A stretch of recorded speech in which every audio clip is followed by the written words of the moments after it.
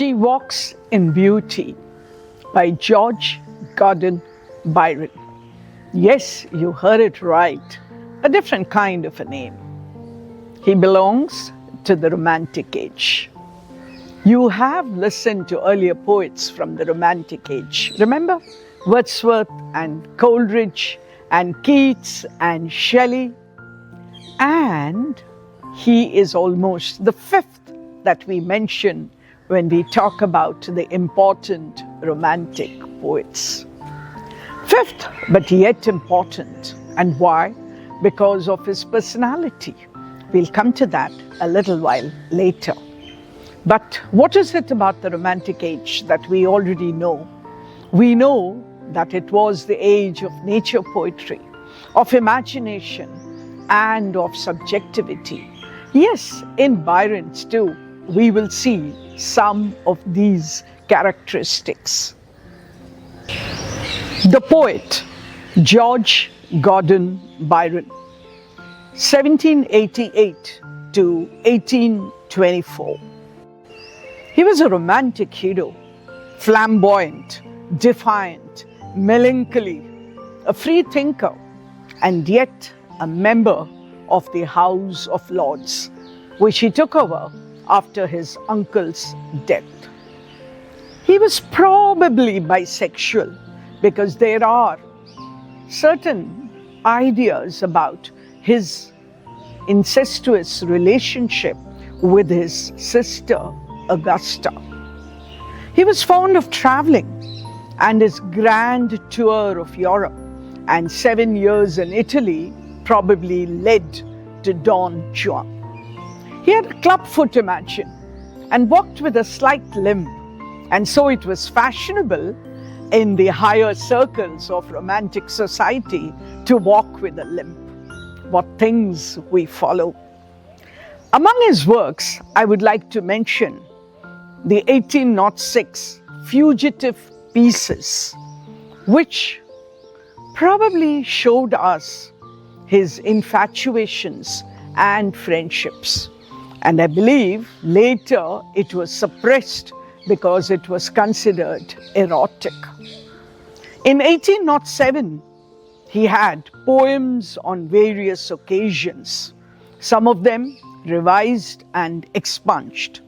His Hours of Idleness. One of his great favorites was Alexander Pope, and therefore he wrote a satire inspired by Pope's Dunciad.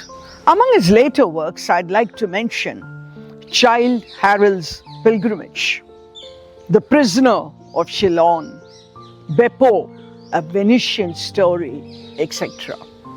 Unfortunately, he doesn't continue to be as popular as many of the other Romantic poets, but those who love Byron do swear by him.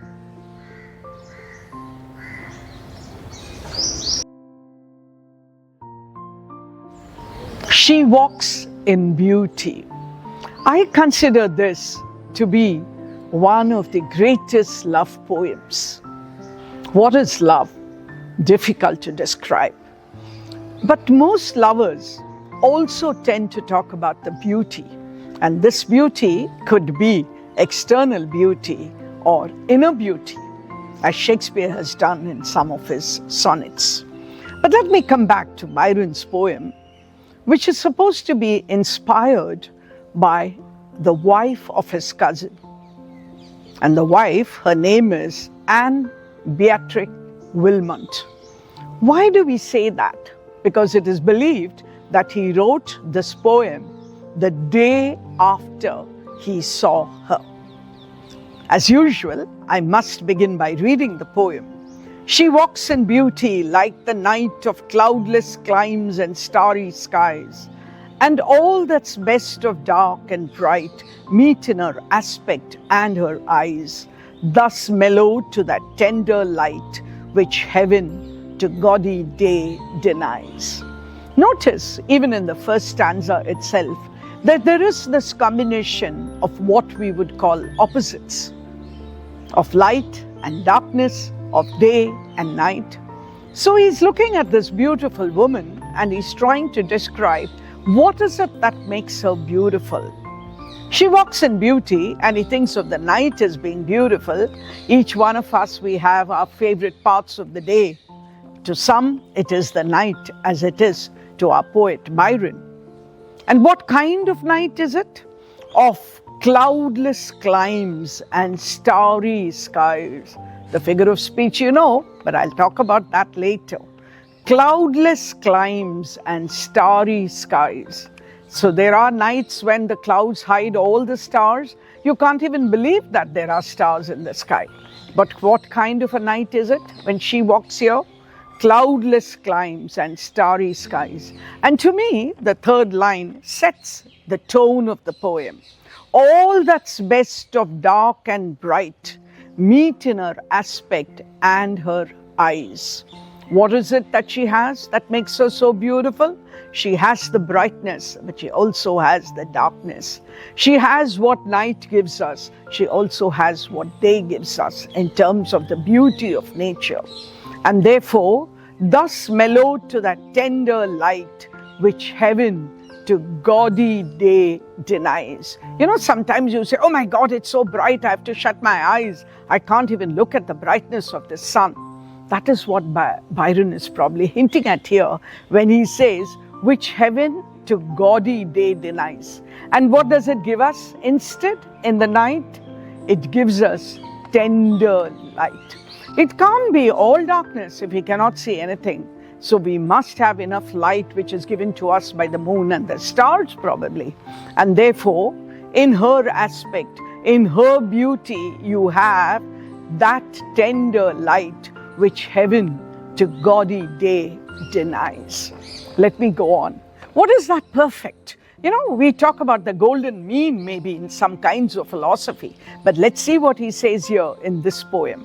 One shade the more, one ray the less, had half impaired the nameless grace, which waves in every raven tress, or softly lightens o'er the face, where thoughts serenely sweet express, how pure, how dear their dwelling place.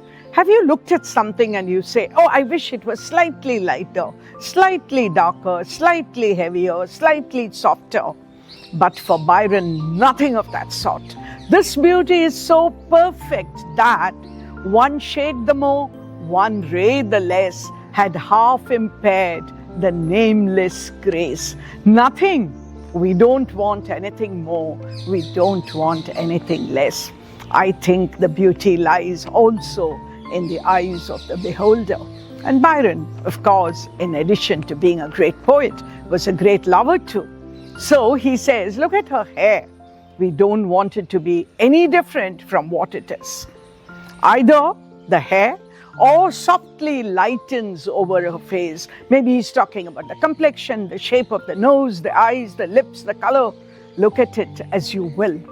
And how is it? Where thoughts serenely sweet express, how pure, how dear their dwelling place. We don't want it to be any different. The external beauty, after all, is a reflection of the inner grace. And so it goes on to the last verse. And on the cheek and o'er that brow, so soft, so calm, yet eloquent, the smiles that win, the tints that glow. But tell of days in goodness spent, a mind at peace with all below, a heart whose love is innocent. Can you have anything better than this in the personality, in the temperament, in the character, in the nature of this beautiful woman? It's all calm, it's all eloquent. And that shows in the beautiful smile that she has. How often we say, oh, it's her charming smile, which is her beauty. So what does it tell us? The goodness with which she lives. Every day of her life, there is nothing venomous, there is nothing poisonous, there's nothing toxic, because it is all so calm. Her mind is at peace and her heart, the love of her heart is innocent. Notice how the poem begins with external beauty and moves on to the inner calmness, which after all is real beauty.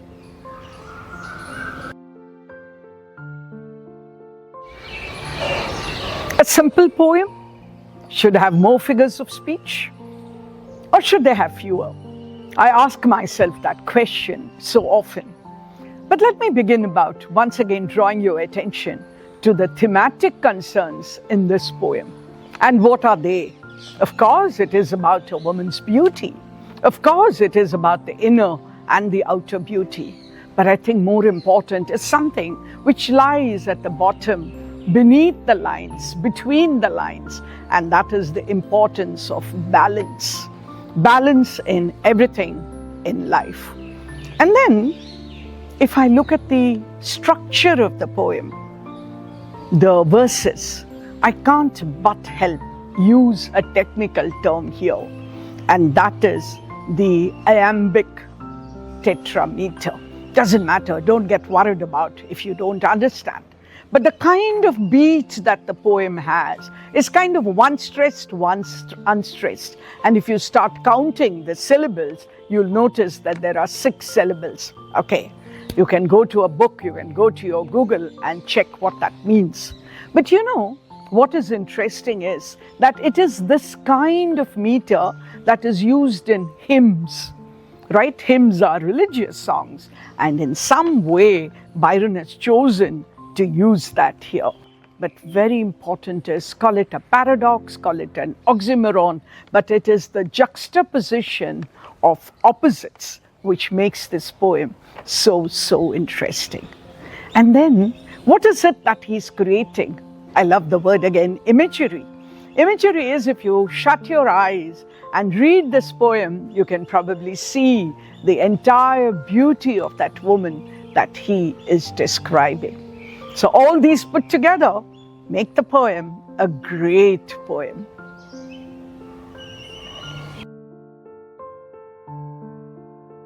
When I read a poem, I wonder, what is it that the words convey to me? And do they convey the same to you? And probably when I look at a painting, I think maybe it's different, because the painting is there for the eyes to see, to observe, to appreciate, and maybe even to interpret. So when I read this poem, I think it was a beautiful combination of what a painting does to me and what a poem does to me. Because you know, in school we have done word pictures. That is describing in words what you would probably draw in a picture. And that's what this poem is so important, so great, so loved, so popular, even to this day.